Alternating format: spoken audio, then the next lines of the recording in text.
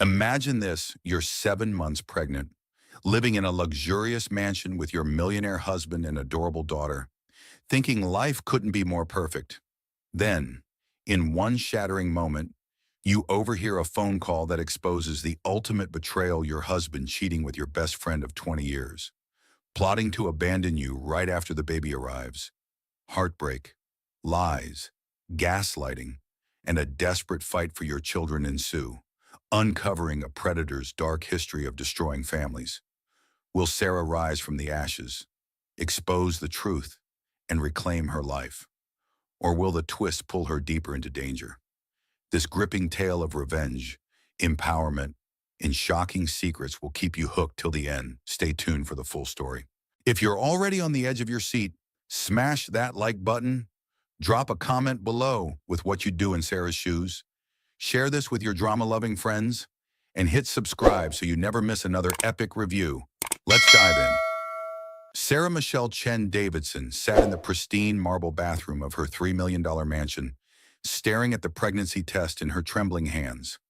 Two pink lines, 7 months pregnant with their second child, and she should have been overjoyed. Instead, a cold dread settled in her stomach like a stone. The house was too quiet. Emma, their 8-year-old daughter, was at her piano lesson, and Michael should have been in his home office working on his latest tech venture. But something felt wrong. It had felt wrong for months now. Sarah stood slowly, her hand instinctively moving to her rounded belly. At 38, she had given up her promising career as a marketing executive to support Michael's startup dreams 12 years ago. Now, as the wife of a millionaire, she should have felt secure. Instead, she felt more vulnerable than ever. The sound of Michael's voice drifted down the hallway from his office. He was on a phone call, speaking in hushed, urgent tones. Something about his tone made Sarah pause, her bare feet silent on the cold marble floor as she moved closer to listen. "Becca, we can't keep doing this." Michael's voice carried through the slightly open door. "Sarah's pregnant again. I need time to figure this out." Sarah's heart stopped. Becca, Rebecca Sterling, her best friend since college, her sorority sister, the woman who had been her maid of honor, the woman who had been coming to dinner every Sunday for the past year, bringing gifts for Emma, cooing over Sarah's growing belly. "I know you're getting impatient," Michael continued, "but we have to be smart about this. Once the baby comes and she's dealing with postpartum depression like last time, we can make our move." The pregnancy test slipped from Sarah's nerveless fingers, clattering onto the marble floor. The sound echoed like a gunshot in the silent hallway. Michael's voice stopped abruptly. Sarah stumbled backward, her mind reeling. This couldn't be happening. Not Michael, not Becca, not now, when she was 7 months pregnant and more dependent on them than ever.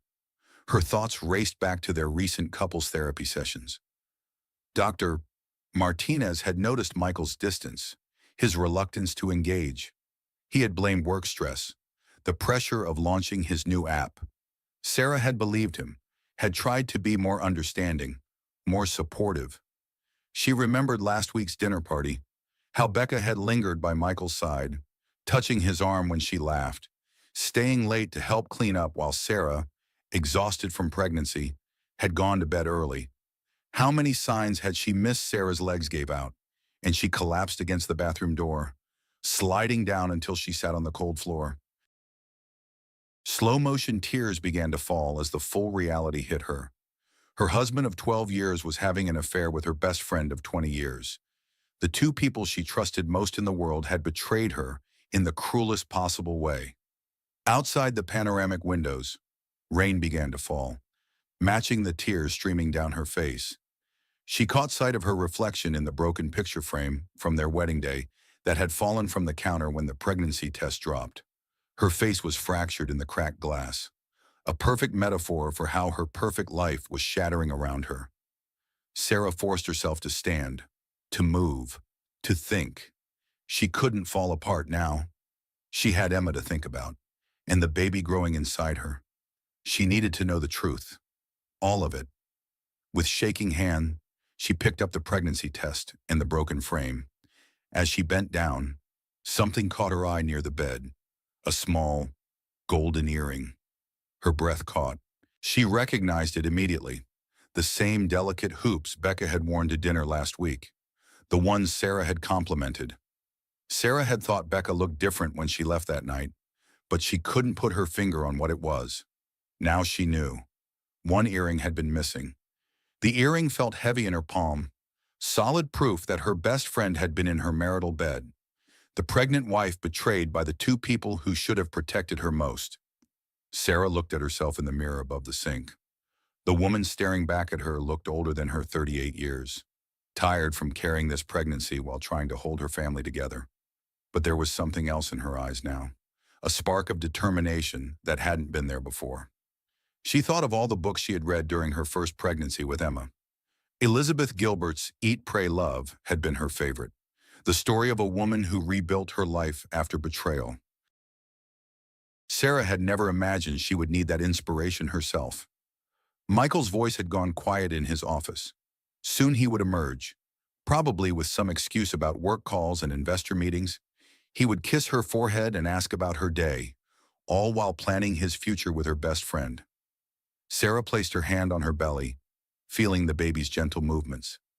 "I'm going to protect us," she whispered. "All of us." The rain outside grew heavier, drumming against the windows like a warning. Sarah tucked the earring into her pocket, next to the pregnancy test. Evidence.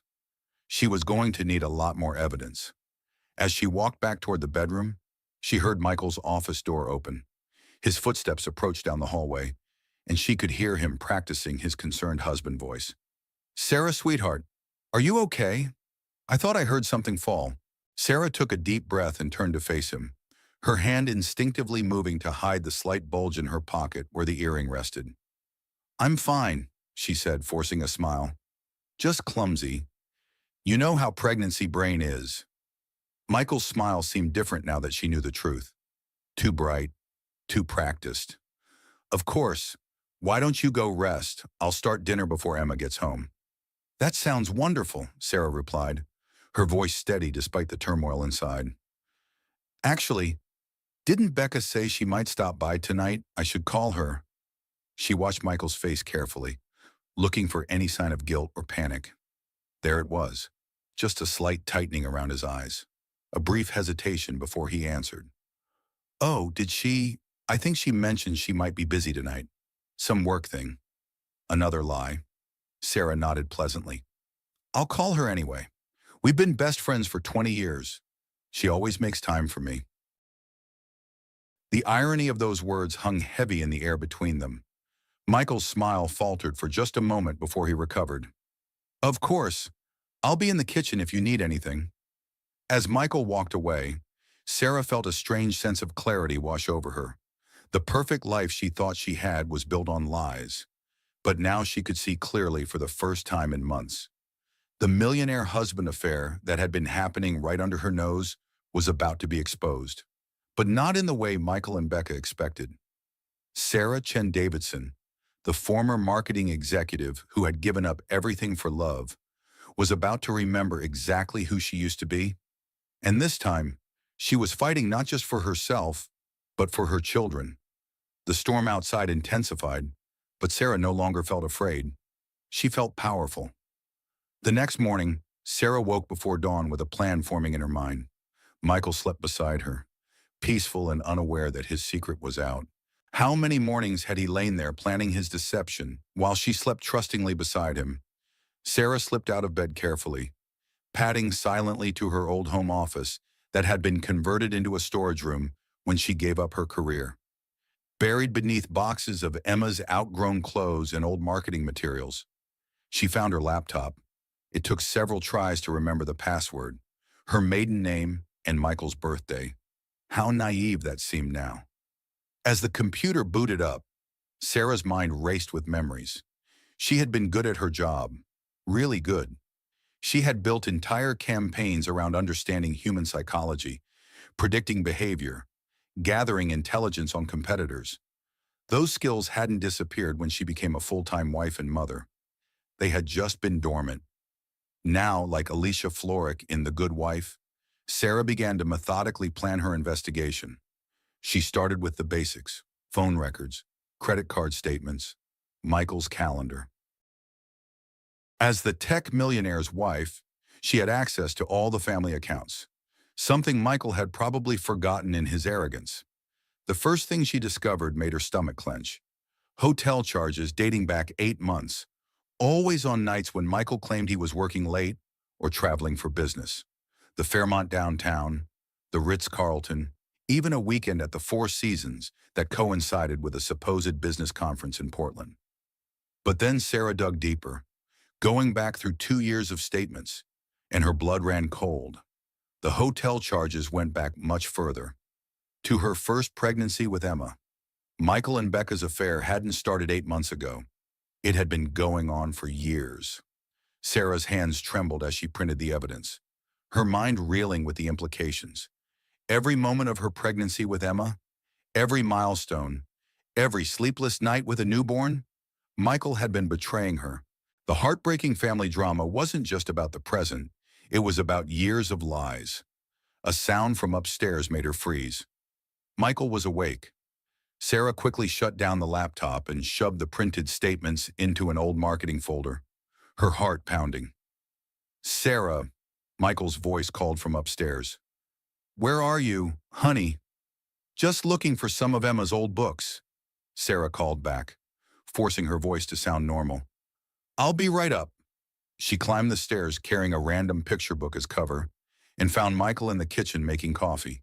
He looked handsome in his expensive pajamas, every inch the successful tech entrepreneur. It made her sick. "You're up early," he said, not quite meeting her eyes. "Everything okay?" "Just pregnancy insomnia," Sarah replied. "The baby was very active last night." Michael nodded absently, already reaching for his phone. Even now, even in this moment that should have been intimate and connected, he was distracted.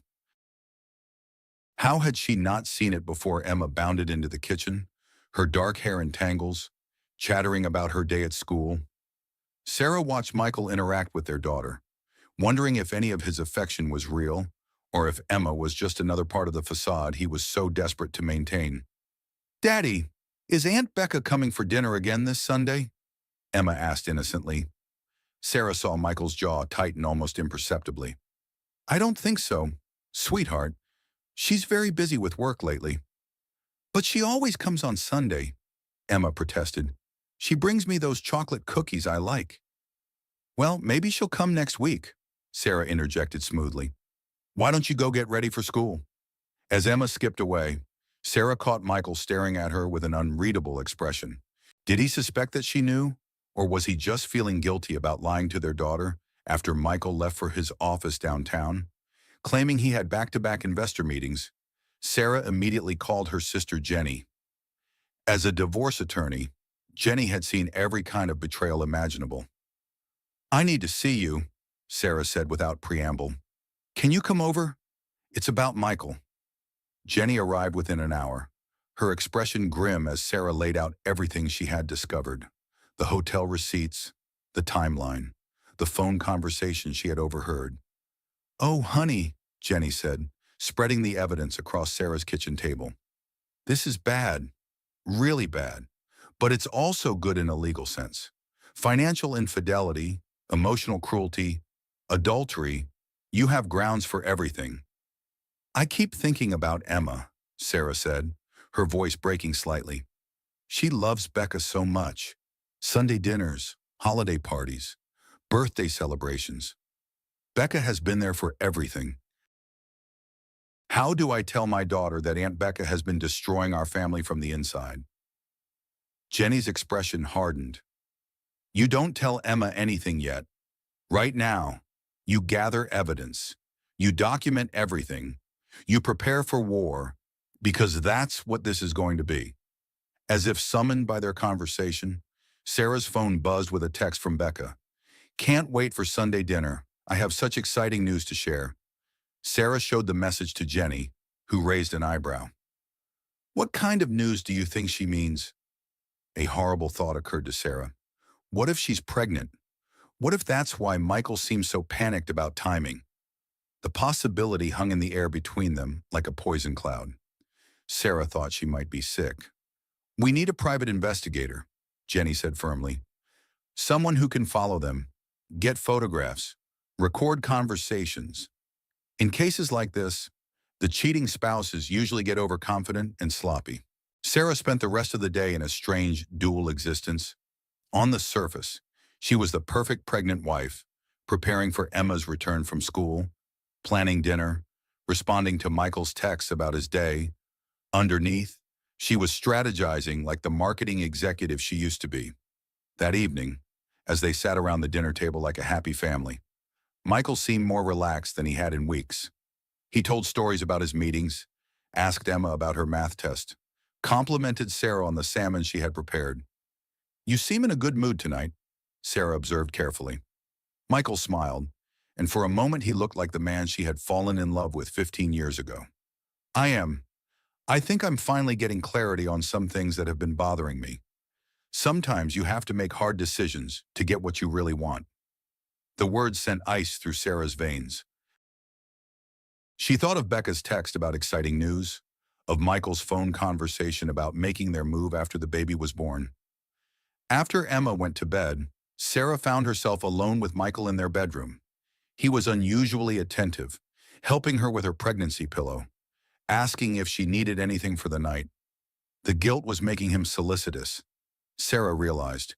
He was trying to assuage his conscience by being the perfect husband when it didn't matter. "Michael," Sarah said carefully, "do you ever think about our future, about what life will be like when both kids are older?" Michael's hand stilled on her shoulders. "What do you mean?" "I mean, do you see us growing old together, grandchildren? Retirement? All of that?" There was a long pause before Michael answered. "Of course I do. Why would you ask that?"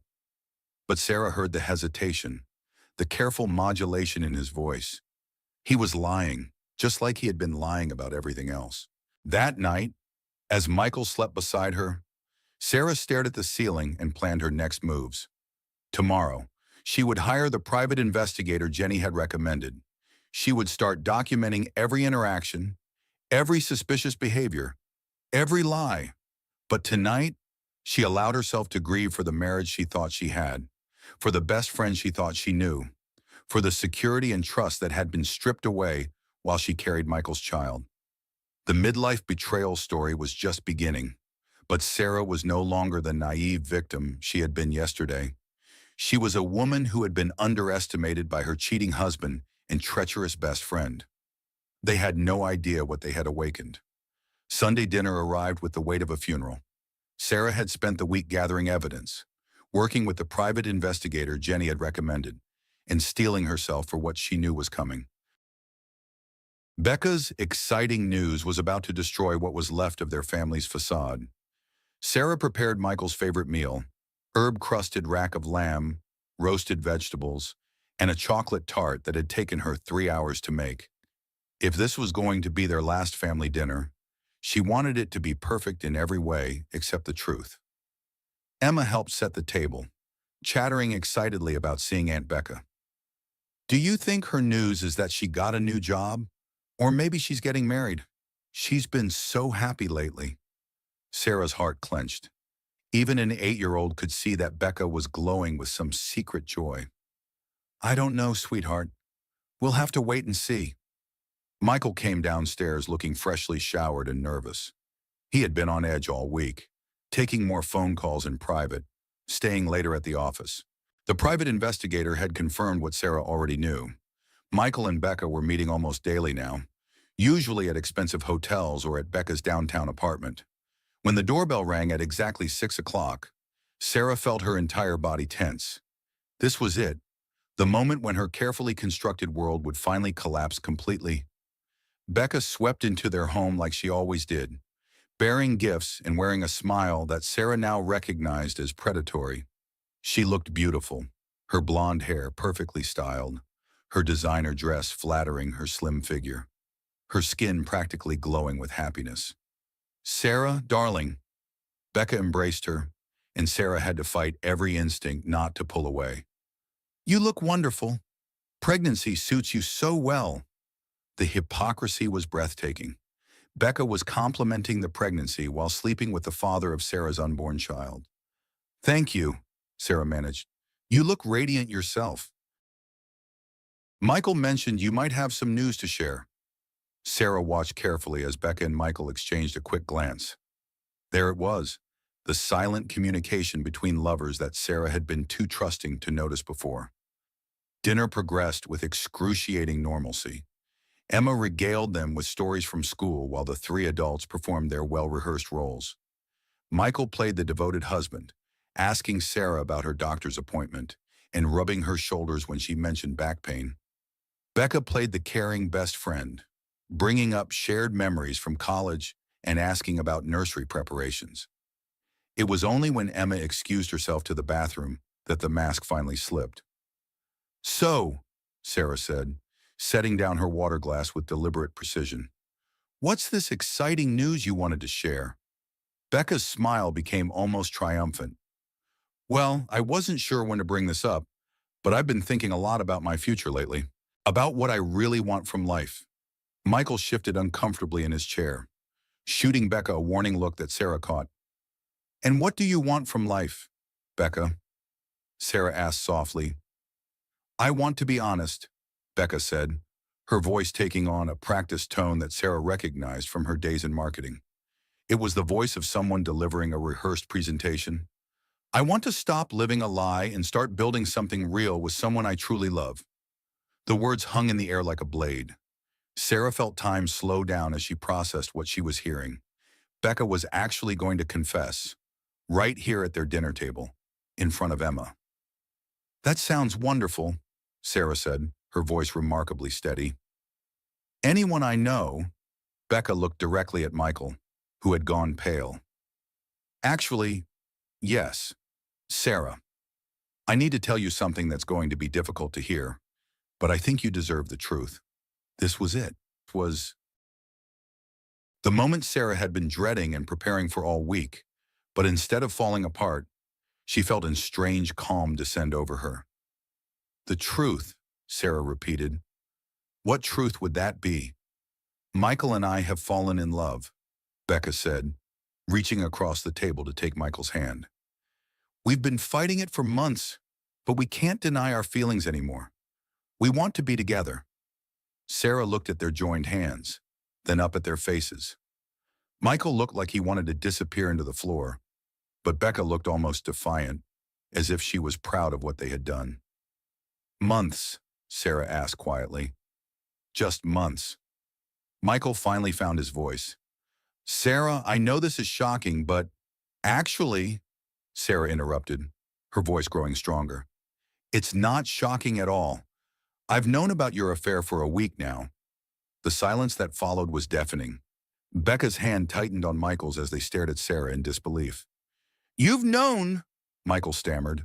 Sarah nodded, feeling a surge of power she hadn't experienced in years. I know about the hotels, the Fairmont, the Ritz-Carlton, that romantic weekend at the Four Seasons while I was here with morning sickness. I know about the phone calls, the secret meetings, the lies about working late. Becca's face had drained of color. Sarah, you have to understand.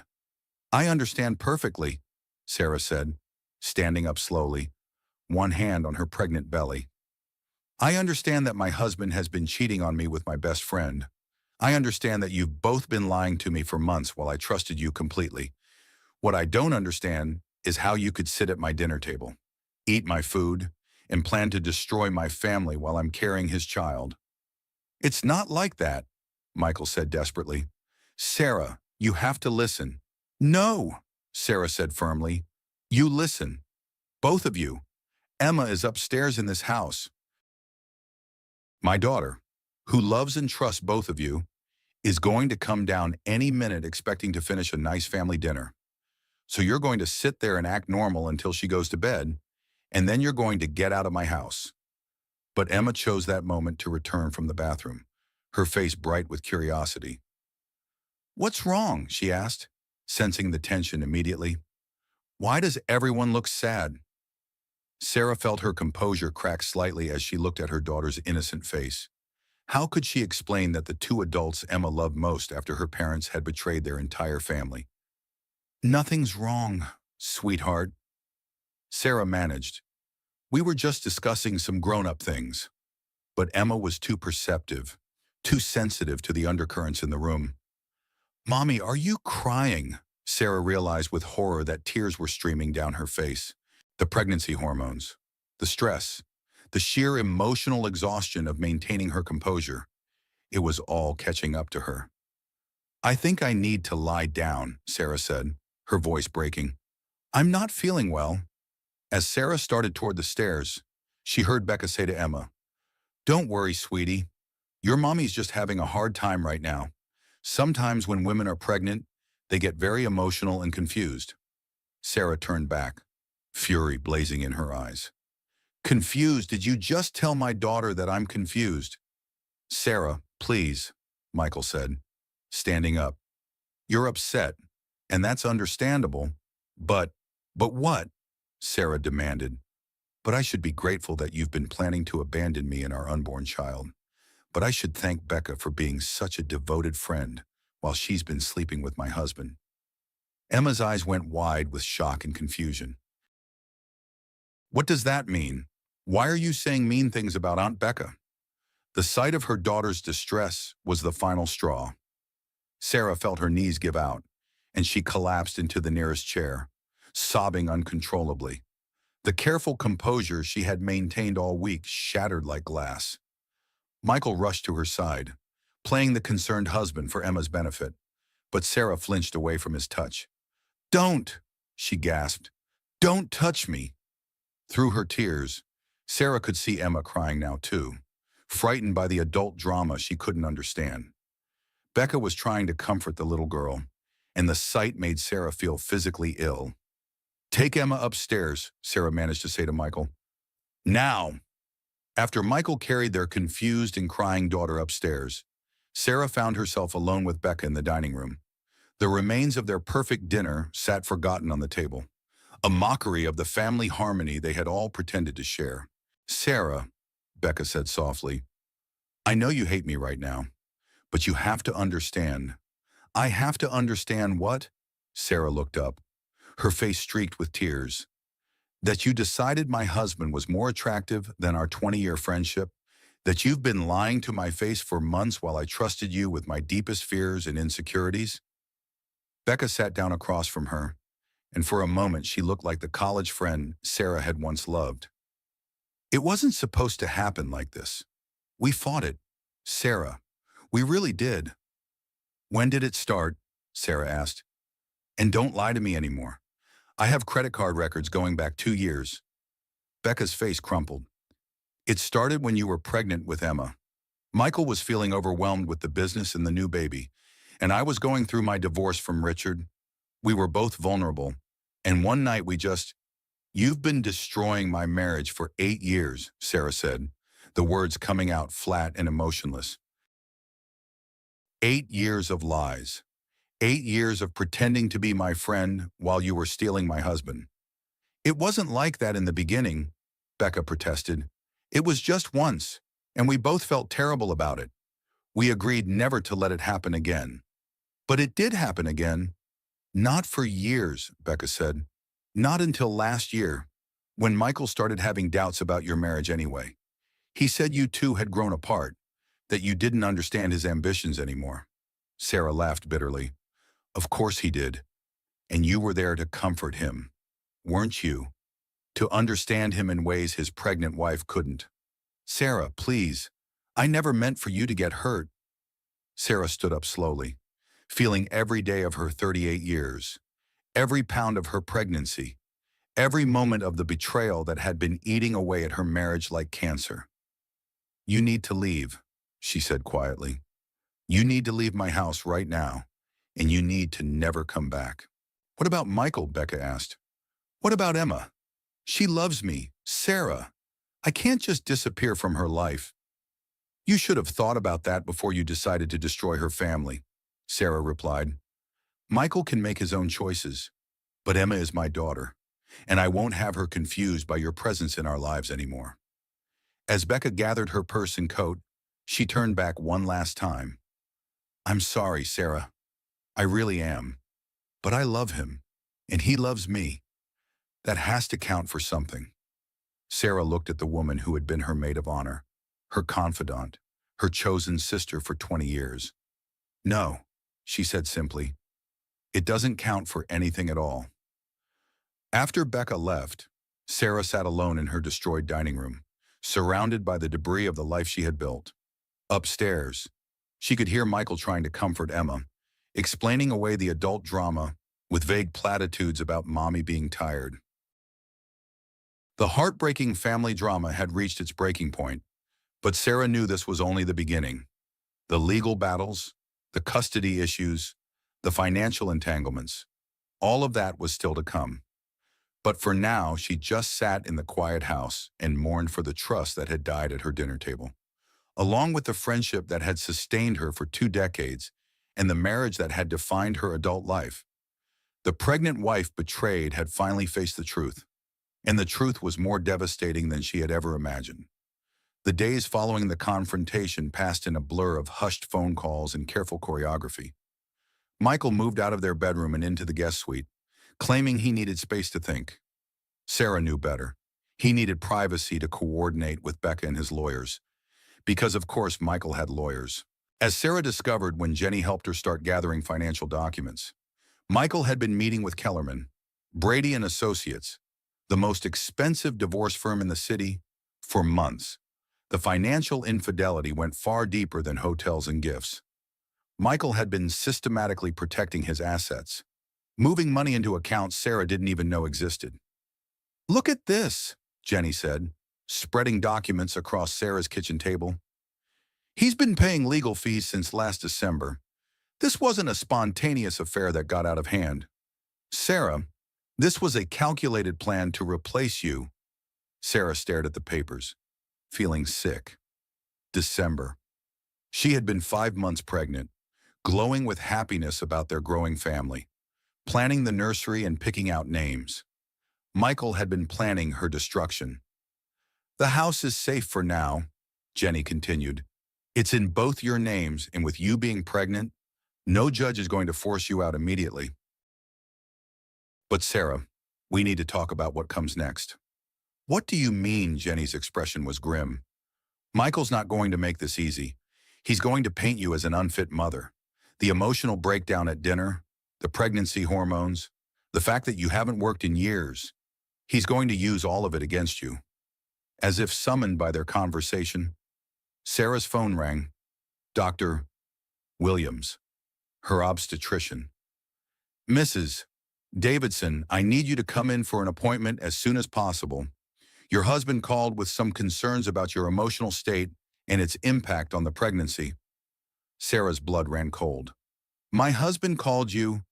He mentioned that you've been having severe mood swings, possible signs of prenatal depression. Given your history with postpartum depression after your first pregnancy, I think we should discuss some options." Sarah looked at Jenny, who was listening with growing anger. "Doctor, I'm feeling fine. I haven't been having mood swings." "Well, your husband seemed quite concerned. He mentioned an incident at dinner where you became hysterical in front of your daughter." "Mrs. Davidson, untreated prenatal depression can be very serious. I'd like to discuss medication options and possibly a referral to a psychiatrist." After Sarah hung up, Jenny was pacing the kitchen like a caged tiger. "This is what I was afraid of. He's building a case that you're mentally unstable. The prenatal depression angle gives him grounds to claim you're an unfit mother." "But I'm not depressed," Sarah protested. "I'm devastated because my husband is cheating on me with my best friend. That's not mental illness. That's a rational response to betrayal. I know that, and you know that. But if Michael can get a doctor to put you on psychiatric medication, if he can document episodes of instability, he can use that in family court." Sarah felt the walls closing in around her. This was worse than just infidelity. This was psychological warfare designed to make her question her own sanity. That afternoon, Emma came home from school with a carefully neutral expression that broke Sarah's heart. Her daughter was 8 years old and already learning to navigate the emotional minefield her home had become. "Mommy," Emma said carefully, "Daddy said you might need to go to the doctor because you're sick." "Are you sick?" Sarah knelt down to Emma's level, choosing her words carefully. "No, sweetheart, I'm not sick. Sometimes when grown-ups have problems, they disagree about things. Daddy and I are disagreeing about whether I need to see a doctor." "Is it because you were crying at dinner?" Sarah's heart ached. How much had Emma understood of that horrible scene? "I was crying because I was sad about some grown-up things. But that doesn't mean I'm sick." Emma nodded solemnly, then asked the question Sarah had been dreading. "Is Aunt Becca coming to dinner next Sunday?" "No, honey, Aunt Becca won't be coming to dinner anymore." "Why not? Did you have a fight?" Sarah took a deep breath. "Yes, we had a fight. Sometimes when people do things that hurt each other very badly, the friendship can't continue." "What did she do that hurt you?" How do you explain adult betrayal to a child? How do you preserve innocence while preparing them for the reality that people they love can devastate them? "She broke a promise to me," Sarah said finally. "A very important promise about being loyal to our family." Emma seemed to accept this explanation, but Sarah could see the confusion and worry in her daughter's eyes. The collateral damage of Michael and Becca's selfishness was already spreading to the most innocent victim of all. That evening, Michael returned from work with an expression Sarah recognized from his business dealings, the look of someone who believed they held all the cards. "I made an appointment for you with Dr. Rodriguez tomorrow morning," he announced. "She's a psychiatrist who specializes in prenatal mental health. I think it would be good for you to have someone to talk to about the stress you've been under." "I don't need a psychiatrist, Michael.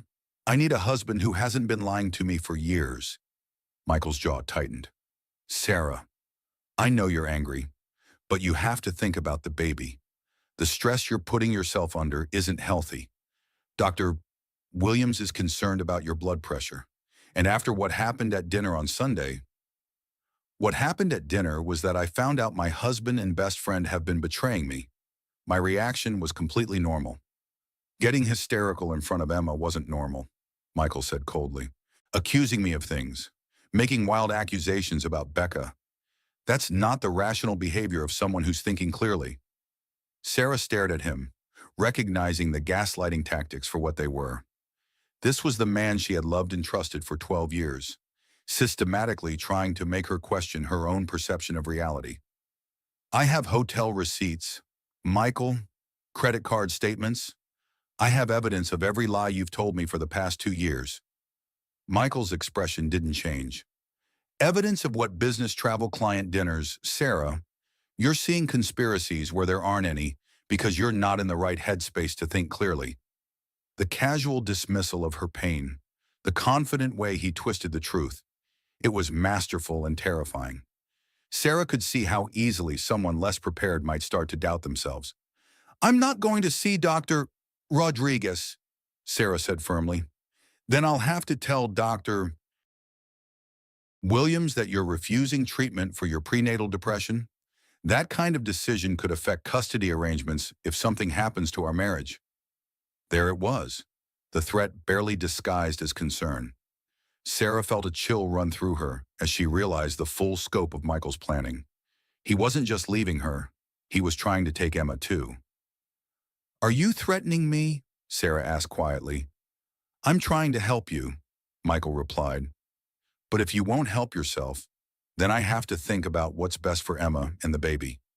That night, Sarah lay awake staring at the ceiling of her empty bedroom, Michael's words echoing in her mind. She thought about the private investigators' photos of Michael and Becca kissing outside expensive restaurants, the financial records showing systematic deception, the timeline that proved years of betrayal. But she also thought about how easily Michael had dismissed all of it, how confidently he had reframed her justified anger as mental instability. What if she hadn't been prepared? What if she hadn't gathered evidence? How many women had been gaslit into accepting blame for their husband's infidelity? The next morning, Sarah called Dr. Rodriguez's office and scheduled the appointment. but she also called Jenny and asked her to accompany her as an advocate. "I'm going to go," she told her sister, "but I'm going prepared.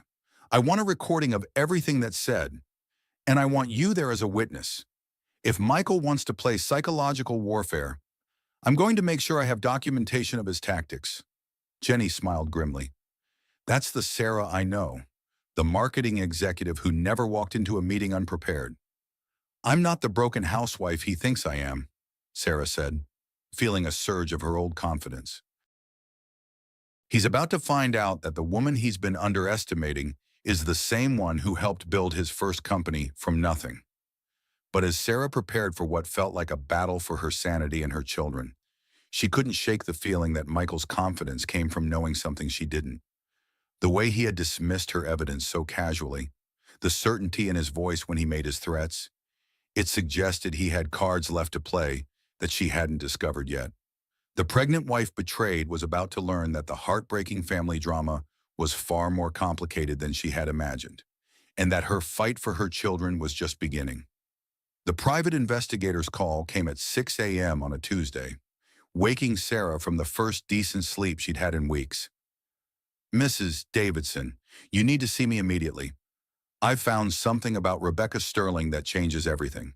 By 8 a.m., Sarah was sitting in Marcus Chen's small downtown office, staring at a folder that contained photographs, financial records, and legal documents that painted a picture more disturbing than she had ever imagined. "Rebecca Sterling isn't her real name," Marcus said without preamble.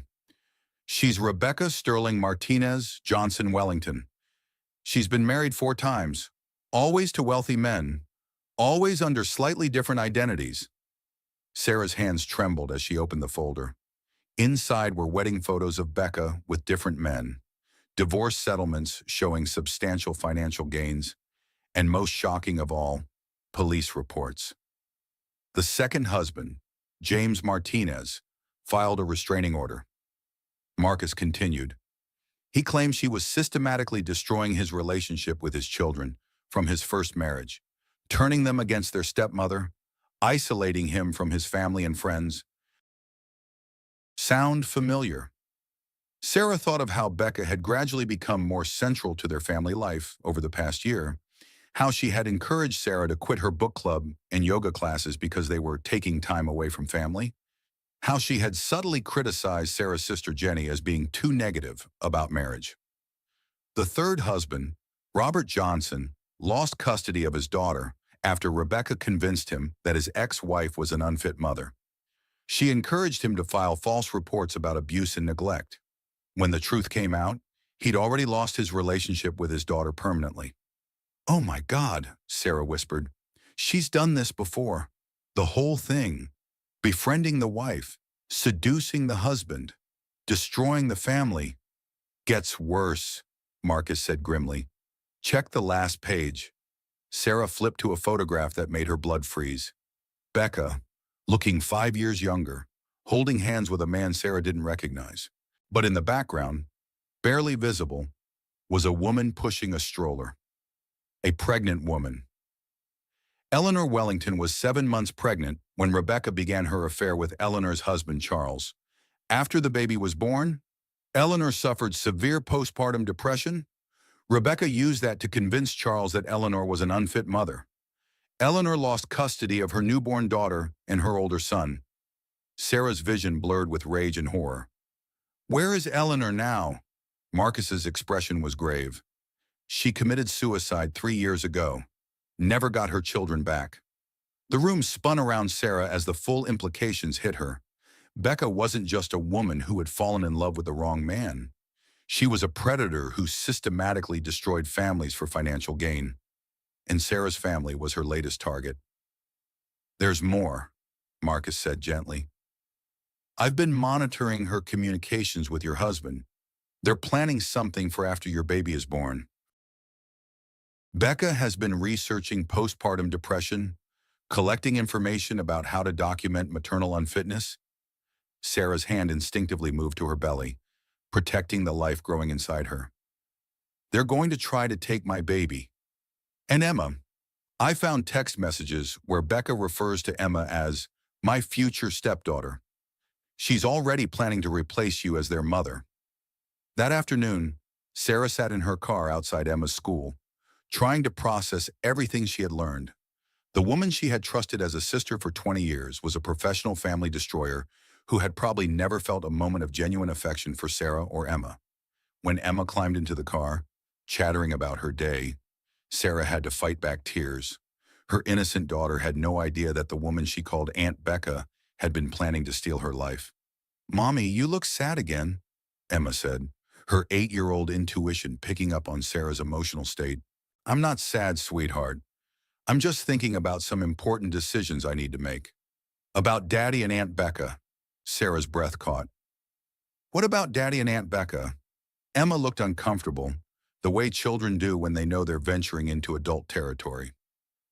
"I saw them kissing in Daddy's office last week when I came home early from school. But Daddy said it was a secret game, and I shouldn't tell you because it would make you sad."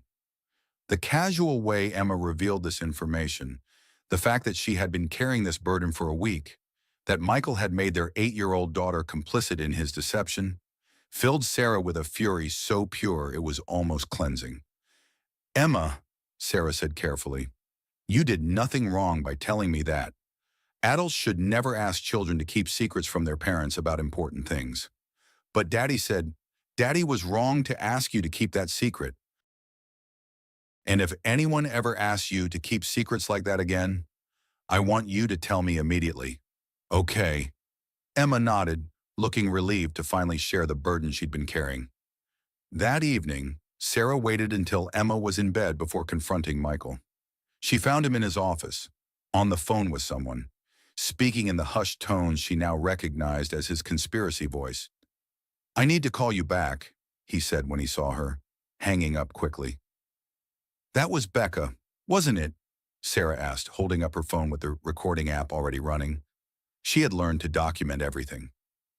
"Sarah, we need to talk about your behavior lately. Dr. Rodriguez called me with some concerns." "Dr. Rodriguez can't discuss my medical information with you without my consent," Sarah interrupted. "Which I never gave. So either she's violating HIPAA laws, or you're lying about the phone call." Michael's confident expression faltered slightly. "You're being paranoid." "I know what Becca really is," Sarah said quietly. "I know about Eleanor Wellington. I know about James Martinez and the restraining order. I know about Robert Johnson and how he lost his daughter." The color drained from Michael's face. For the first time since this whole nightmare began, he looked genuinely afraid. "I don't know what you're talking about," he said, but his voice lacked conviction. "Rebecca Sterling Martinez Johnson Wellington," Sarah said, enunciating each name clearly. 4 marriages, 4 families destroyed, 3 suicide attempts by her victims' wives, and now she's working on my family. Michael sat down heavily in his chair, looking suddenly older. "Sarah, you don't understand. I understand perfectly. She seduced you, convinced you that I was the problem in our marriage, encouraged you to document my instability so you could take my children, just like she did with Charles Wellington and his wife Eleanor." Eleanor was genuinely unstable. Eleanor was 7 months pregnant when her husband started cheating on her with Rebecca. Just like me. Eleanor developed postpartum depression and lost her children. Just like Rebecca, and you are planning for me? Eleanor killed herself 3 years ago because she couldn't live without her babies. Michael's face had gone gray. "Becca didn't tell me about Eleanor." "Of course she didn't. She told you what she tells all of them, that the wives are crazy, that the children would be better off, that she's saving everyone from a terrible situation. How long did it take her to convince you that I was an unfit mother?" Michael. Michael buried his face in his hands. "She said you were holding me back, that you didn't support my ambitions, that Emma needed a stronger female role model, and it never occurred to you that a woman who would help destroy a child's relationship with her mother might not be the best role model." The silence stretched between them, heavy with the weight of Michael's complicity in Becca's schemes. "What are you going to do?" Michael asked finally. Sarah looked at the man she had once loved, seeing him clearly for the first time in years. He wasn't a master manipulator. He was Becca's victim too. chosen specifically because his wealth and status made him a valuable target, but that didn't excuse what he had done to their family. "I'm going to protect my children," Sarah said simply, "from both of you." The next morning, Sarah received a call that made her blood run cold. Her sister Jenny's voice was tight with controlled panic. "Sarah, you need to get to a computer right now. Check the Metro Family blog. There's an article about you, and it's bad." Sarah's hands shook as she opened her laptop and navigated to the popular local lifestyle blog that covered society events and family drama.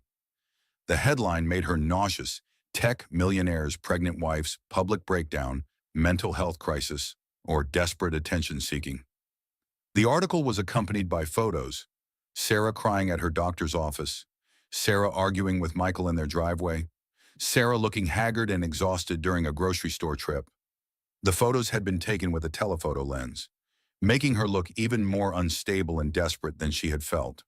The article, written under a pseudonym, painted Sarah as a woman whose mental health had deteriorated during her pregnancy, driving her to make wild accusations against her devoted husband and her loyal best friend.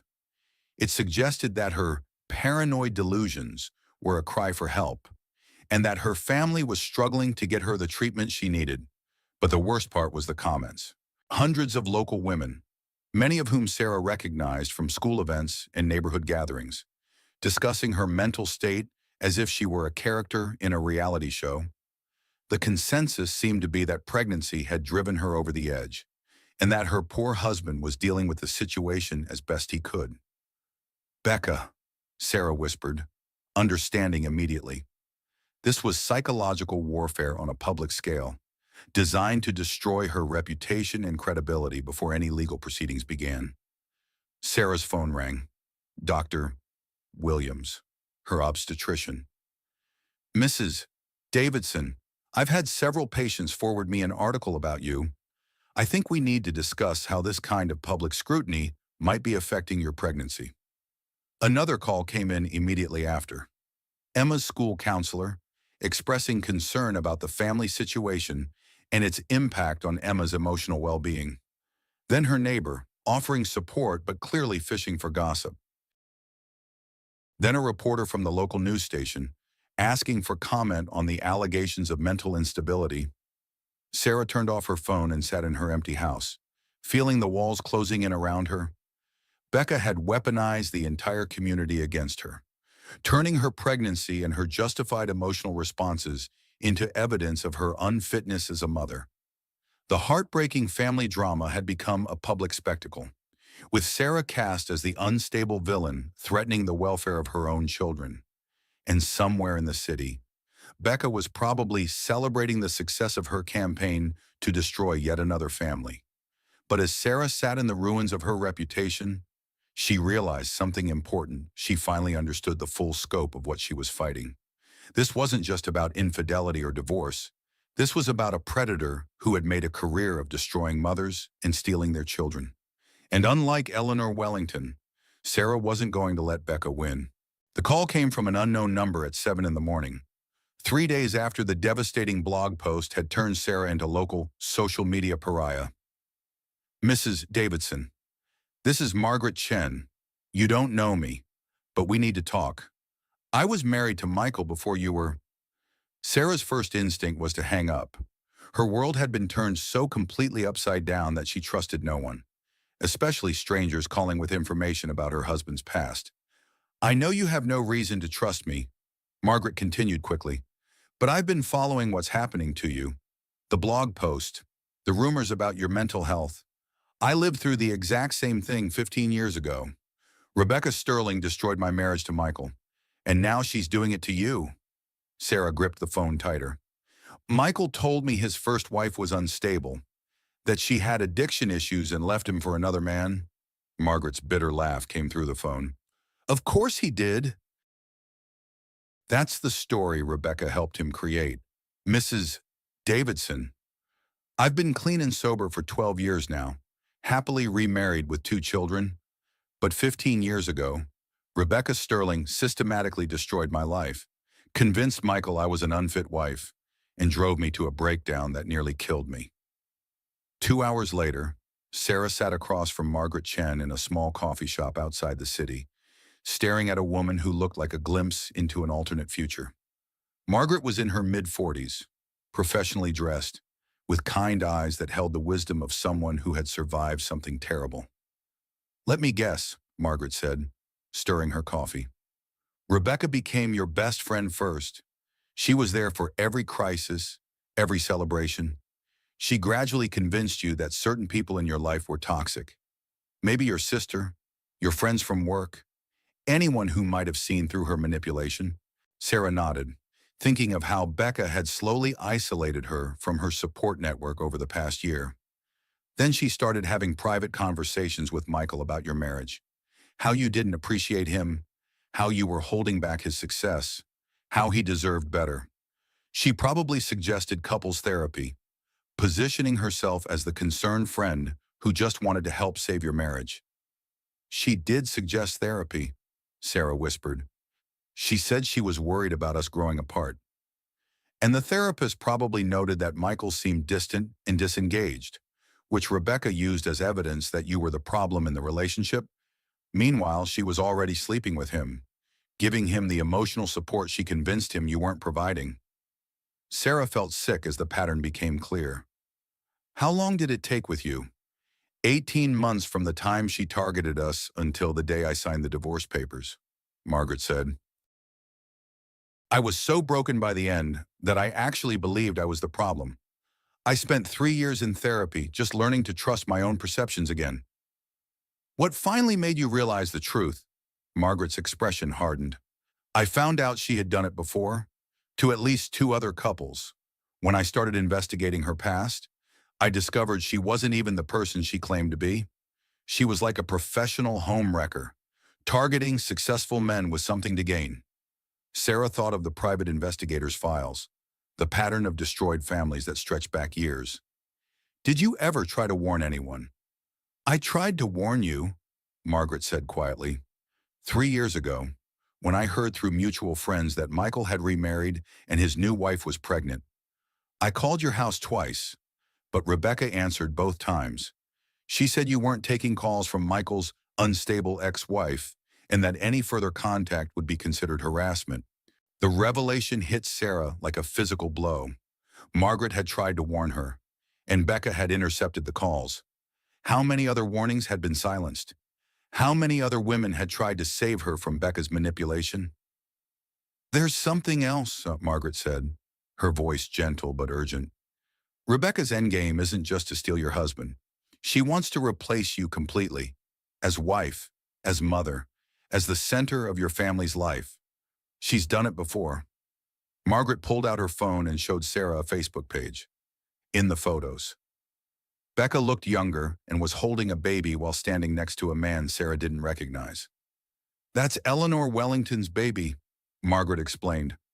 "After Eleanor lost custody and later died, Rebecca raised little Sophia as her own daughter. She legally adopted her after marrying Charles. Sophia calls her mommy now and doesn't even remember Eleanor." Sarah's blood turned to ice. "She stole a dead woman's baby." "Huh. She didn't kill Eleanor directly, but she orchestrated everything that led to Eleanor's death. And now she's planning to do the same thing to you." That afternoon, Sarah sat in her therapist's office, not the psychiatrist Michael had insisted on, but Dr. Lisa Rodriguez, a specialist in trauma recovery who Margaret had recommended. "What you're describing is a sophisticated form of psychological abuse called triangulation," Dr. Rodriguez explained.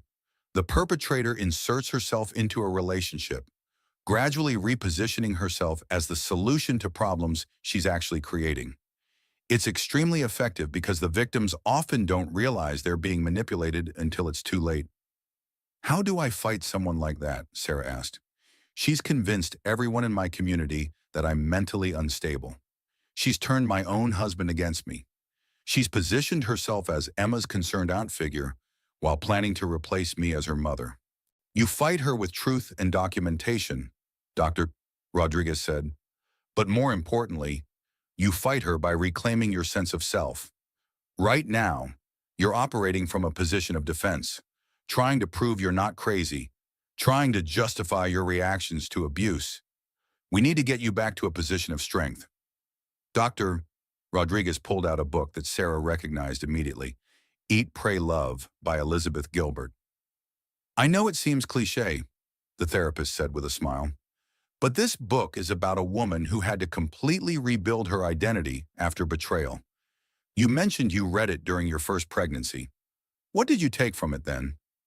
Sarah thought back to those early days of motherhood, when she had felt so lost in her new role as mother and wife. I remember thinking about how brave Elizabeth was to leave everything familiar and start over. But I also remember thinking I could never do something like that because I had responsibilities. And now I realize that protecting my children from people who would harm them is the most important responsibility I have. Dr. Rodriguez nodded approvingly. You mentioned you used to be a marketing executive. What skills from that career could help you in this situation? Sarah felt a spark of her old confidence returning.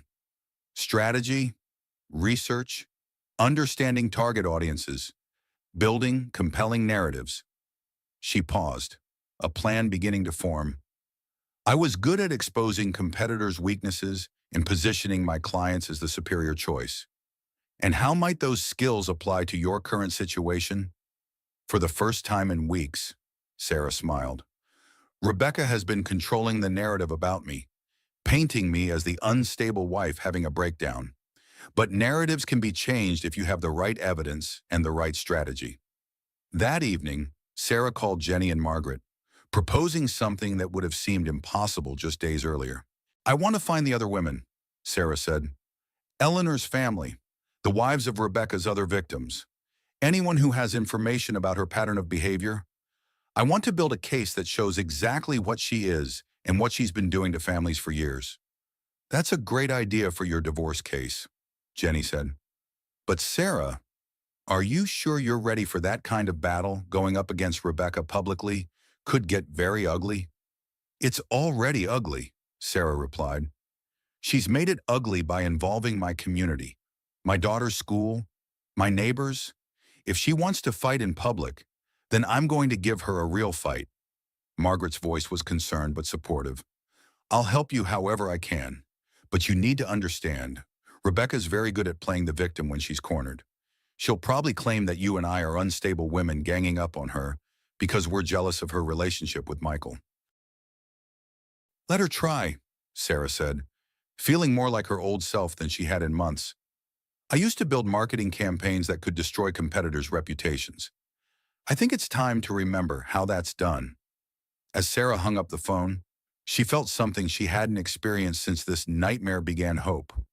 Not the false hope of thinking her marriage could be saved, but the real hope that comes from having a plan and the determination to execute it.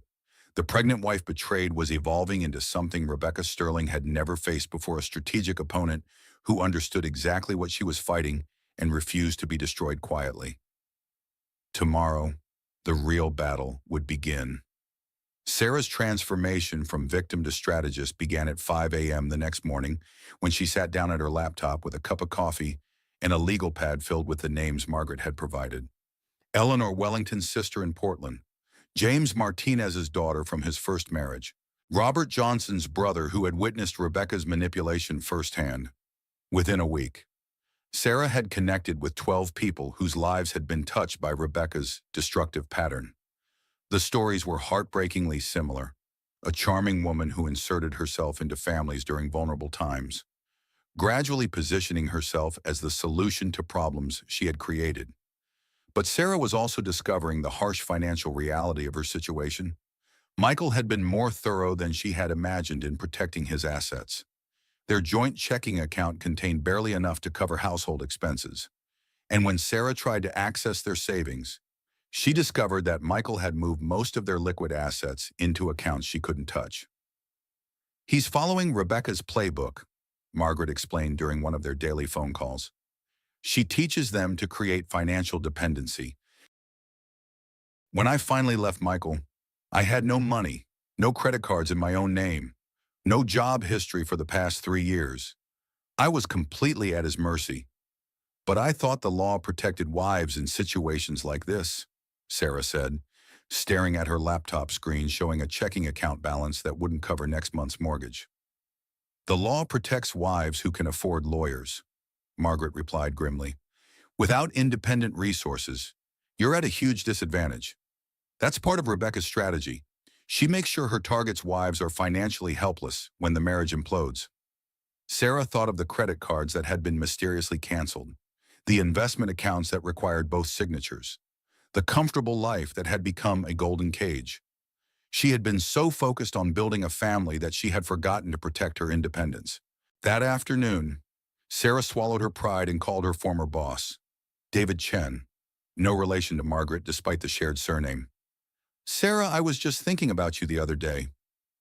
David's warm voice came through the phone. How's the family? How's the pregnancy going? Sarah took a deep breath and decided on honesty.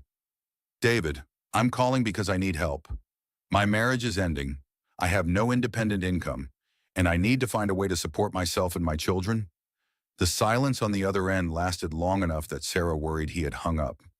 Sarah, David said finally, are you talking about divorce from Michael? I thought you two were the perfect couple. That's what I thought too, but sometimes perfect marriages are perfect lies. David's tone became businesslike but supportive. What kind of help do you need? References for job applications? A recommendation letter? Actually, I was hoping you might have some freelance work. Project management, marketing strategy, anything that would let me work from home while I'm pregnant and dealing with legal proceedings? I can do better than that, David said. We just lost a client to a bigger agency, and we're scrambling to replace the revenue.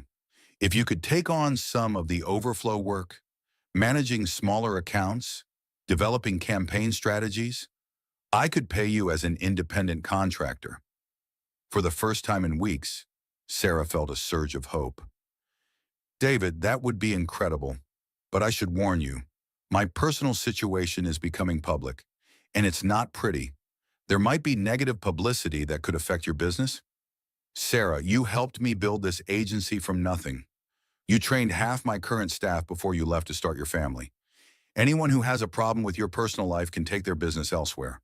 That evening, Sarah sat in her home office for the first time in years, not as a desperate wife gathering evidence of betrayal, but as a professional woman building a strategy for survival. She had work to do, money coming in, and a plan that extended beyond just surviving Michael and Rebecca's manipulation. But her newfound confidence was tested the next morning when Emma came downstairs looking confused and upset. Mommy, why are kids at school saying mean things about you? Emma asked and climbing into Sarah's lap as she worked at the kitchen table. Sarah's heart sank. What kind of mean things, sweetheart? Jessica Morrison said her mom read on the internet that you're crazy and that daddy might have to take me away from you because you're not safe. The casual cruelty of adults discussing her family's private drama in front of their children made Sarah physically ill, but she forced herself to stay calm for Emma's sake. Emma, do you think I'm crazy or unsafe? Emma shook her head emphatically. No, you're the best mommy ever. But Jessica's mom said, Jessica's mom doesn't live in our house. She doesn't see how I take care of you every day, how I help with your homework, how I make sure you're safe and loved. The only opinions that matter about our family are the opinions of people who actually know us. Emma nodded, but Sarah could see the worry in her 8-year-old eyes. The public nature of their family's destruction was traumatizing her daughter in ways that would take years to heal. That afternoon, Sarah received a call from Marcus, her private investigator, with news that made her stomach drop. Mrs. Davidson, I need to meet with you immediately. Rebecca Sterling has hired her own investigator, and they're building a file on you. I've managed to get some information about what they're documenting, and it's not good. An hour later, Sarah sat in Marcus's office staring at photographs of herself that had been taken without her knowledge. Sarah crying in her car outside Emma's school. Sarah looking disheveled during a grocery run. Sarah meeting with Margaret Chen, with a caption suggesting she was collaborating with Michael's unstable ex-wife. They're building a case that you're having a mental breakdown, Marcus explained. The photos are being combined with statements from people who claim to have witnessed your erratic behavior in public. What statements? Sarah asked, though she dreaded the answer. Marcus pulled out a folder. Becca's been busy. She's collected statements from the cashier at your grocery store, who says you seemed agitated and confused during recent visits. From a mother at Emma's school who claims you made inappropriate comments about your marriage during a school event. From your neighbors who have concerns about arguing they've overheard from your house. Sarah realized with growing horror how thoroughly Rebecca had been documenting her reactions to the betrayal, gathering evidence that could be used to paint her as an unfit mother. There's something else, Marcus said grimly. I've been monitoring Michael's communications, and he's been meeting with family court judges. Not officially, these are social encounters, golf games, charity events, but he's been talking about his concerns for Emma's welfare with people who could influence custody decisions. That's not legal, is it? It's not ethical, but it's not technically illegal either. Judges are supposed to recuse themselves from cases where they have personal relationships with the parties. But that doesn't always happen. Sarah felt the walls closing in around her again. Every move she made was being watched and documented. Every emotion twisted into evidence against her fitness as a mother. What do I do? She asked. Marcus leaned forward intently. You stop reacting and start acting. Right now, you're playing defense, trying to prove you're not what they say you are. You need to go on offense and prove what they really are. That night, Sarah lay in bed staring at the ceiling, the baby moving restlessly inside her as if sensing her agitation. In 6 weeks, she would give birth to Michael's child while fighting him for custody of Emma. She had no money, a damaged reputation, and enemies who had been planning her destruction for years. But she also had something Rebecca Sterling had never faced before: the combined testimonies of her previous victims, the support of professionals who understood psychological abuse, and the determination of a mother who refused to let her children be stolen.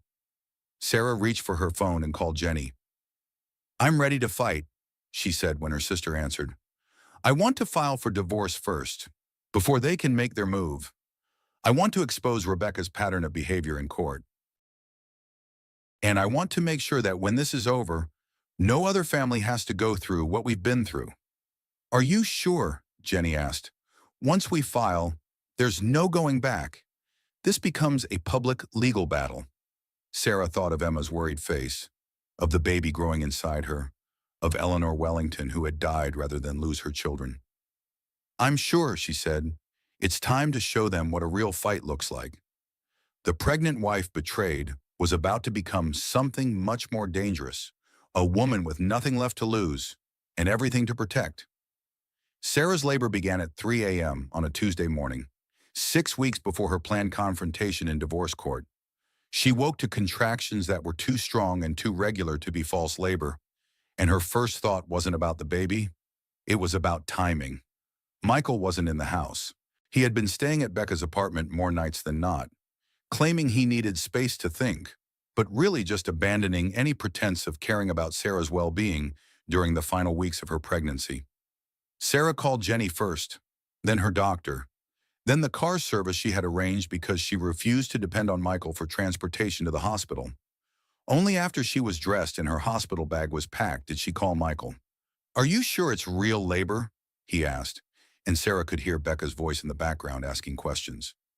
The contractions are 4 minutes apart and have been consistent for 2 hours, Sarah replied, feeling strangely calm.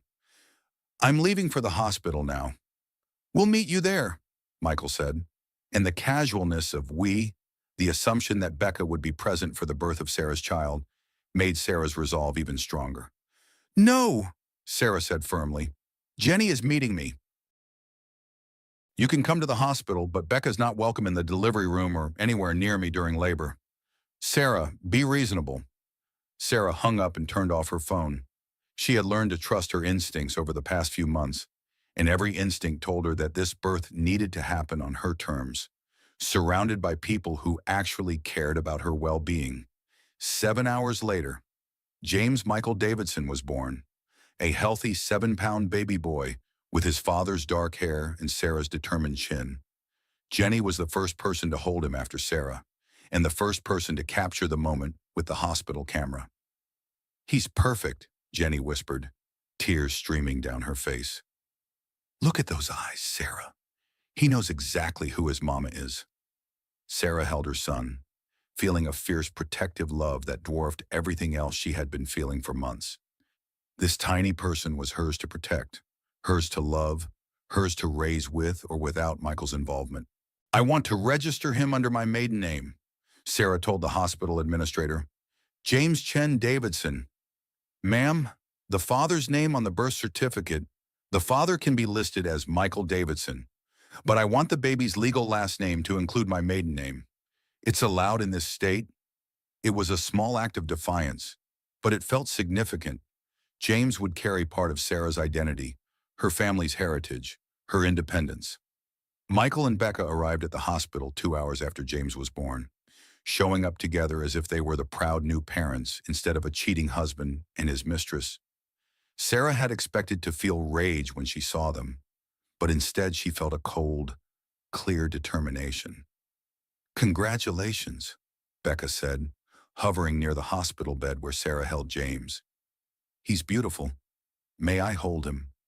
"No," Sarah replied without hesitation. "You may not." Becca's face flickered with surprise, then annoyance. She had probably expected Sarah to be vulnerable and compliant in the aftermath of childbirth, following the pattern she had observed with her previous victims. "Sarah, don't be silly," Michael said, reaching for the baby. "I want Becca to meet my son." "Your son will meet your girlfriend when I decide he's ready," Sarah replied, shifting James away from Michael's reach. "Right now, he needs to bond with his mother." Michael's expression darkened. "You can't keep my child away from me." "I'm not keeping him away from you. I'm keeping him away from her." Sarah looked directly at Becca. "You have no legal relationship to this child, no parental rights, and no business being in this room." "I think you're having some postpartum emotional issues," Becca said in a concerned voice that was clearly intended for the nurses to overhear. "It's completely normal to feel protective and irrational after giving birth." Sarah had been expecting this exact response. Becca was following the same script she had used with Eleanor Wellington, positioning the new mother's protective instincts as evidence of mental instability. "Actually, I'm feeling very clear-headed," Sarah replied calmly. "Clear-headed enough to know that a woman who makes a hobby of destroying families shouldn't be around newborn babies." The comment hit its target. Becca's mask slipped for just a moment, revealing the calculating coldness underneath her concerned friend act. "I think you need to rest," Michael said, his voice taking on the patronizing tone Sarah had grown to hate.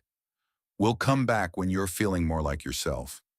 After they left, Sarah called Marcus, her private investigator. "I need you to document everything that just happened," she said. "Michael brought his girlfriend to the hospital to meet our hours-old baby, then suggested I was having mental health issues when I objected. I want it all in the divorce file." "Already on it," Marcus replied. "I had someone at the hospital taking photos and video. We have Michael and Becca arriving together, her attempting to hold the baby against your wishes, and their reaction when you refused. It's all documented." Sarah felt a grim satisfaction. Every move Michael and Becca made was now being recorded and analyzed, their manipulation tactics exposed for what they really were. But her satisfaction was short-lived. The next morning, a process server arrived at her hospital room. "Sarah Chen Davidson?" the woman asked. "Yes. You're being served with emergency custody papers. Your husband is requesting immediate temporary custody of both children due to concerns about your mental stability and fitness as a mother." Sarah's hands trembled as she read the legal documents. Michael was claiming that her postpartum psychosis made her a danger to both James and Emma, and he wanted the children removed from her care immediately. The papers cited her erratic behavior during pregnancy, her paranoid accusations against Michael and Becca, her inappropriate outbursts in public, and her concerning behavior at the hospital the previous day. "This is happening faster than we expected," Jenny said grimly when Sarah called her. Michael's not waiting for the divorce proceedings. He's trying to take the children now while you're physically vulnerable from giving birth. Can he do that? Can he take James when he's only a day old? He can try. We have a hearing scheduled for tomorrow morning. Sarah, I need you to understand how serious this is. If the judge grants temporary custody, you could lose both children while the case works its way through the system. That night, Sarah lay in her hospital bed holding James, memorizing every detail of his tiny face. In the hallway, she could hear nurses discussing her case in hushed tones, their voices carrying just enough for her to catch fragments: mental health concerns, and emergency custody, and those poor children. Becca's campaign to destroy her reputation was working. Even the hospital staff seemed to believe that Sarah was an unstable mother who posed a danger to her newborn son. At 2 a.m., when the hospital was quiet and James was sleeping peacefully in her arms, Sarah made a decision that would have seemed impossible just months earlier. She called David Chen, her former boss who had offered her freelance work. "Sarah, is everything okay? Didn't you just have the baby? David, I need to ask you something, and I need you to be completely honest with me. Have you heard anything about my personal situation? Any gossip or rumors that might affect your business if you're associated with me?" There was a long pause before David answered. "I've heard some things. Blog posts, social media discussion. People are saying you're having some kind of breakdown." Sarah's heart sank, but David continued. "But Sarah, I've known you for 8 years. I watched you handle crisis after crisis for our clients, always with grace and intelligence. Whatever's happening in your personal life, I know who you really are, and I know that person wouldn't pose a danger to her own children." "Thank you," Sarah whispered, feeling tears of gratitude. "Is there anything I can do to help?" Sarah looked down at James, then made a decision that felt like stepping off a cliff. "Actually, yes. I need you to be a character witness in family court tomorrow. I need someone who can testify about my professional competence, my decision-making abilities, my character. Someone who isn't family and has no stake in the outcome." "Of course," David said without hesitation. "What time?" As Sarah hung up the phone, she realized something profound had shifted inside her. The woman who had been so afraid of public judgment, so concerned about maintaining appearances, so worried about inconveniencing others, that woman was gone. In her place was a mother who would do whatever it took to protect her children, even if it meant exposing her private pain to public scrutiny. The heartbreaking family drama was about to become a courtroom battle, and Sarah was finally ready to fight with everything she had.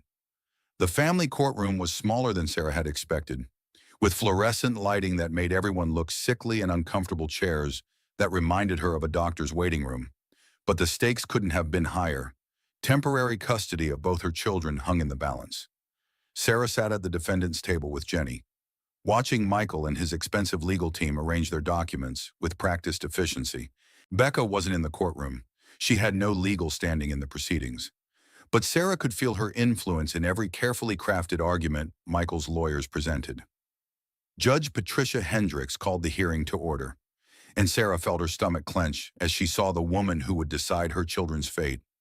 Judge Hendricks was known for her conservative views on family values and her tough stance on mothers she deemed unfit. Sarah couldn't help wondering if this was one of the judges Michael had played golf with over the past few months. Michael's lawyer, Robert Kellerman, rose to present their case with the confidence of someone who had done this many times before.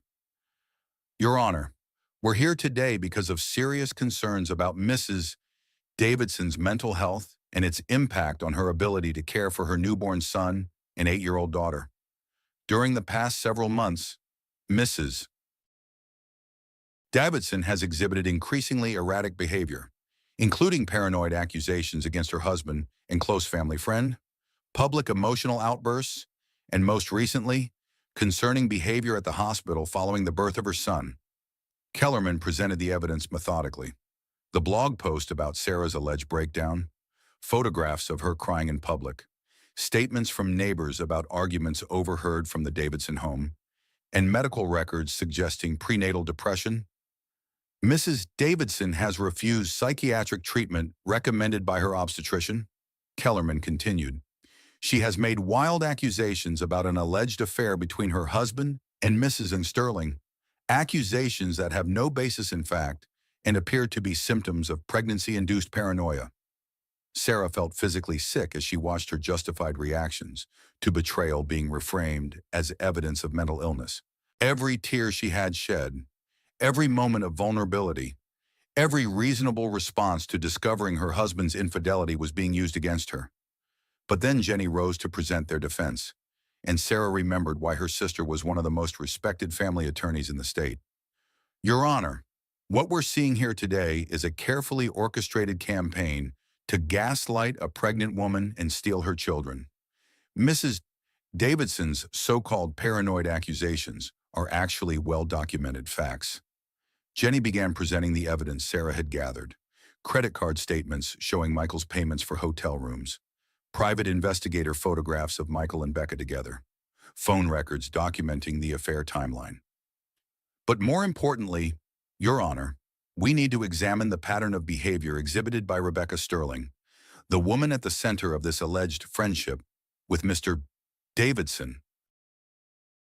Jenny called Margaret Chen to the witness stand, and Sarah watched as her predecessor calmly and clearly described Rebecca's systematic destruction of her marriage to Michael 15 years earlier. She used the same tactics then that she's using now, Margaret testified, isolating the wife from her support system, encouraging the husband to document the wife's emotional responses to betrayal, positioning herself as the stable alternative to the unstable wife. Jenny then called Dr. Rodriguez, Sarah's therapist, who testified about the psychological abuse tactics known as triangulation and their effects on victims. Mrs. Davidson's responses to betrayal and manipulation are entirely normal and healthy, Dr. Rodriguez testified. Her decision to gather evidence rather than simply accepting her husband's denials shows clear thinking and appropriate self-protection instincts.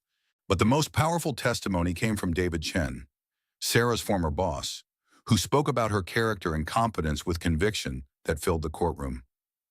I've worked with Sarah Davidson for 8 years, David testified. I've seen her handle crisis situations with grace, make difficult decisions under pressure, and consistently put the welfare of others before her own interests. The idea that this woman would harm her children or be unable to care for them is absurd. As the testimony continued, Sarah watched Judge Hendricks's expression gradually change from skepticism to interest to what looked like anger. When Jenny presented the evidence of Rebecca's pattern of targeting families, including Eleanor Wellington's tragic story, Judge Hendricks leaned forward intently. Mr. Kellerman, Judge Hendricks said during a brief recess, are you aware of Mrs. Sterling's history with previous marriages? Your Honor, Mrs. Sterling's past relationships have no bearing on this custody case. They have every bearing if they establish a pattern of behavior that directly relates to the current situation. I'm very troubled by what I'm hearing about systematic emotional abuse disguised as concern for Mrs. Davidson's welfare. When court resumed, Jenny played the recording Sarah had made of Becca's confession at the dinner table, followed by audio from the private investigator documenting Michael and Becca's planning conversations. The evidence was devastating. Even without Rebecca in the courtroom, her manipulation tactics were exposed in her own words and documented through her own actions. Your Honor, Jenny concluded, Mrs. Davidson is not an unstable mother having a breakdown.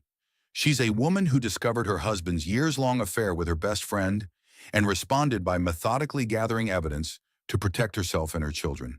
Her emotional responses to betrayal are normal.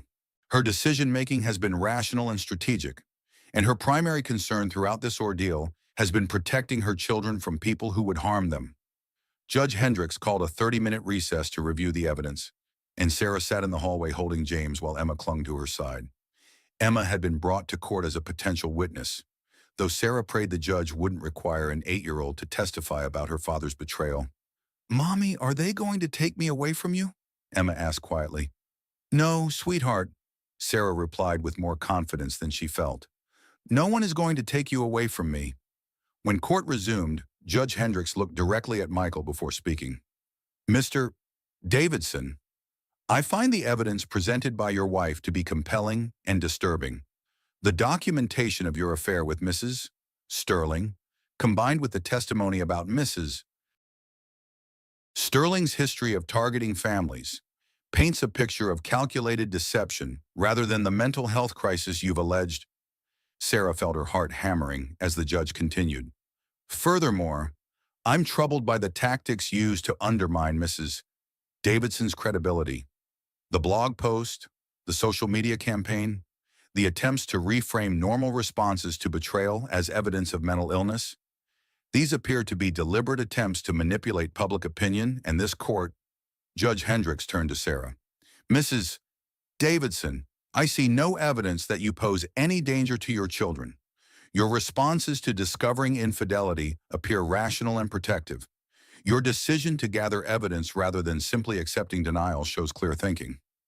Sarah felt tears of relief beginning to flow as Judge Hendricks rendered her decision. Temporary custody will remain with Mrs. Davidson. Mr. Davidson will have supervised visitation rights pending the outcome of divorce proceedings, and I'm issuing a restraining order preventing Mrs. Sterling from having any contact with the minor children until this matter is fully resolved. As they left the courthouse, Sarah felt lighter than she had in months. Emma was skipping beside her, chattering excitedly about going home, while James slept peacefully in his carrier. What happens now? Sarah asked Jenny as they reached the car. Now you rebuild, Jenny replied. You've won this battle, but the war isn't over. Michael will appeal, and the divorce proceedings will be lengthy and expensive. But Sarah, you've proven something important today. You're not the victim Rebecca Sterling thought you were.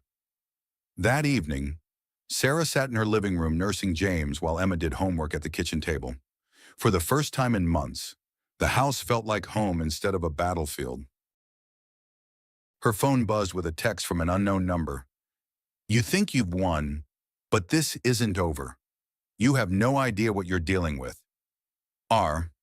Sarah looked at the message, then deleted it without responding. Rebecca Sterling had underestimated her opponent, and that mistake had cost her everything she had worked months to achieve. But Sarah knew the text was right about one thing. This wasn't over. Rebecca wasn't the type to accept defeat gracefully, and desperate people were capable of desperate actions. As Sarah tucked Emma into bed that night, her daughter asked the question that had been weighing on both their minds. Mommy, is Daddy ever coming home? Sarah smoothed Emma's hair, choosing her words carefully. Daddy and I are getting divorced. Sweetheart, that means we won't be married anymore, and he won't live here with us.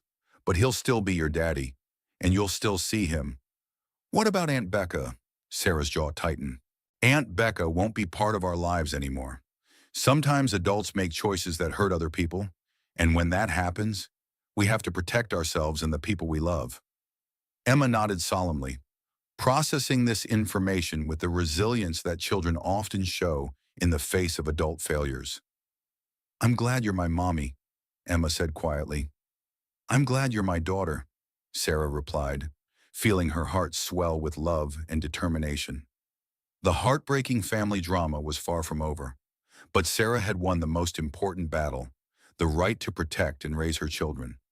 Whatever came next, she would face it as a single mother who had learned to trust her own strength and refused to be destroyed by people who underestimated her.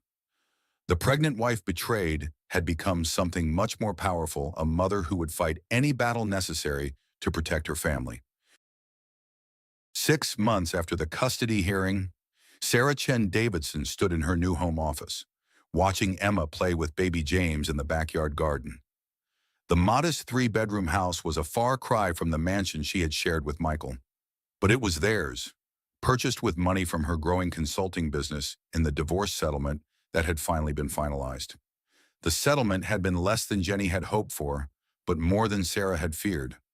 Michael had been forced to pay substantial alimony and child support, though his legal fees and the damage to his business reputation had left him significantly less wealthy than he had been a year ago. The tech industry was small and gossipy, and word of his affair and manipulation tactics had spread quickly through professional networks. Rebecca Sterling had disappeared from their lives as suddenly as she had entered them. The restraining order had been made permanent, and rumors suggested she had left the city entirely after several of her previous victims had filed civil suits against her for emotional distress and fraud. Sarah's consulting business, Second Chances Strategic Consulting, had grown beyond her wildest expectations. She specialized in helping women rebuild their professional lives after major life changes, divorce, widowhood, career interruptions. Her story had become known in certain circles, and women who had faced similar betrayals sought her out for both business advice and personal support. "Sarah, you have visitors," called Maria Santos, the part-time nanny Sarah had hired to help with James while she worked.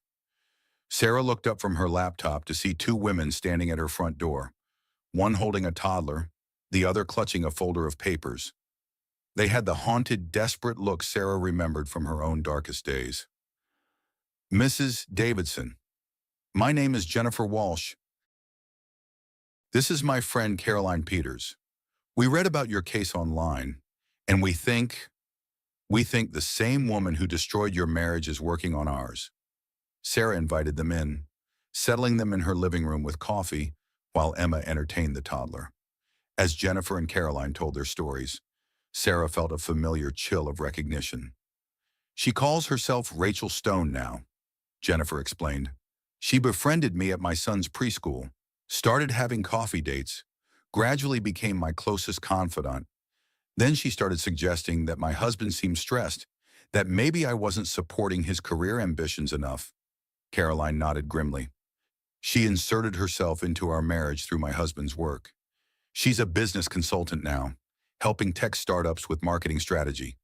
She convinced my husband that I was holding him back from achieving his full potential." Sarah looked at the photographs they had brought, candid shots of a woman with different hair color and style, but unmistakably the same person who had destroyed Eleanor Wellington's family and tried to steal Sarah's children. "How did you find each other?" Sarah asked. "Jennifer's private investigator found evidence that Rachel had targeted my family first," Caroline explained. "We started comparing notes and realized we were dealing with the same person, using the same playbook." Sarah felt a familiar surge of protective anger. Rebecca Sterling was still out there, still destroying families, still leaving traumatized children and broken women in her wake. "What do you want from me?" Sarah asked, though she already knew the answer. "Help," Jennifer said simply. "You're the only person who's ever successfully fought her and won. We need to know how you did it." Over the next 2 hours, Sarah shared everything she had learned about Rebecca's tactics, the importance of documenting evidence, the need for professional support, and the strategy of connecting with other victims to establish a pattern of behavior. "But most importantly," Sarah concluded, "you have to remember that you're not fighting just for yourselves. You're fighting for your children, and for all the future families she'll target if she's not stopped." As Jennifer and Caroline prepared to leave, armed with contact information for Sarah's private investigator and therapist, Sarah felt a familiar sense of purpose. Her own battle with Rebecca was over, but the war against her destructive influence was far from finished. That evening, after Emma was in bed and James was sleeping peacefully in his crib, Sarah sat at her kitchen table reviewing the files Jennifer and Caroline had left behind. Rebecca's new identity was sophisticated, complete with professional credentials, social media presence, and carefully crafted personal history. She had learned from her previous exposure and become more careful about covering her tracks. Sarah was deep in thought when her phone rang. David Chen's name appeared on the screen. "Sarah, I hope it's not too late to call. I wanted to let you know about something that happened at work today." "What's wrong?" Sarah asked, hearing tension in David's voice. "A woman came to our office looking for you. She said she was an old friend from college, wanted to reconnect. She was very interested in your current situation, where you live now, how you're doing financially, whether you're dating anyone." Sarah's blood ran cold. What did she look like? Blonde, late 30s, very put together, designer clothes, expensive jewelry. She said her name was Rachel Stone. Sarah gripped the phone tighter. Rebecca had found her. After 6 months of carefully rebuilding her life, the predator was circling again. David, I need you to be very careful. That woman is dangerous. She's the person who destroyed my marriage, and she's been targeting other families since then. Don't give her any information about me or my business. Of course not. But Sarah, if she's dangerous, shouldn't you call the police? She hasn't actually done anything illegal yet. She's just gathering information. But David, I need you to document everything. What she looked like, what questions she asked, exactly what she said. And if she contacts you again, don't engage with her at all. After hanging up, Sarah sat in her quiet kitchen trying to process what Rebecca's reappearance might mean. Was she planning another attack on Sarah's life? Or was this just reconnaissance? Making sure Sarah wasn't a threat to her new schemes? Sarah walked to her home office and pulled out a locked file cabinet where she kept copies of all the evidence from her divorce case, photos of Rebecca with her various identities, testimonies from her previous victims, documentation of her manipulation tactics. Sarah had been considering writing a book about her experience, but now she wondered if she needed to do something more immediate. Her laptop was still open, and on impulse, Sarah created a new document, the Rebecca Sterling Files. She titled it, A Warning to Future Victims. As she began typing, documenting everything she knew about Rebecca's methods and history, Sarah felt the familiar clarity that came with having a mission. She had rebuilt her own life, but that wasn't enough.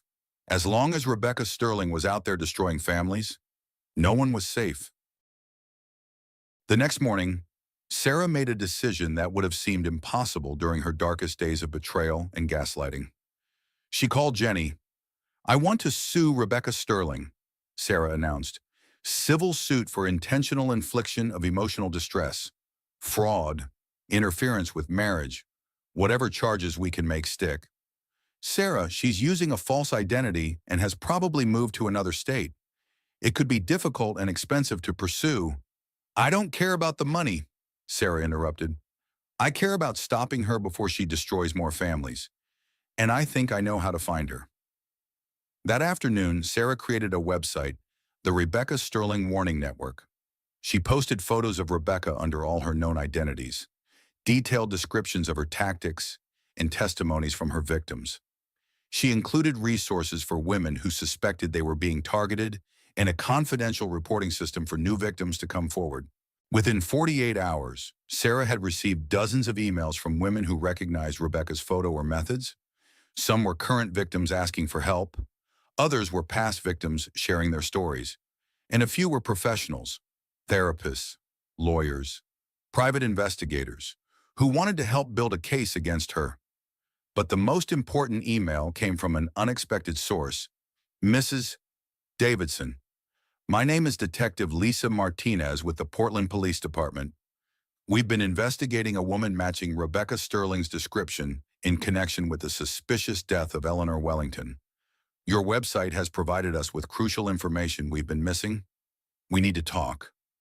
Sarah stared at the email, her heart racing. Eleanor Wellington's death had been ruled a suicide. But what if it hadn't been?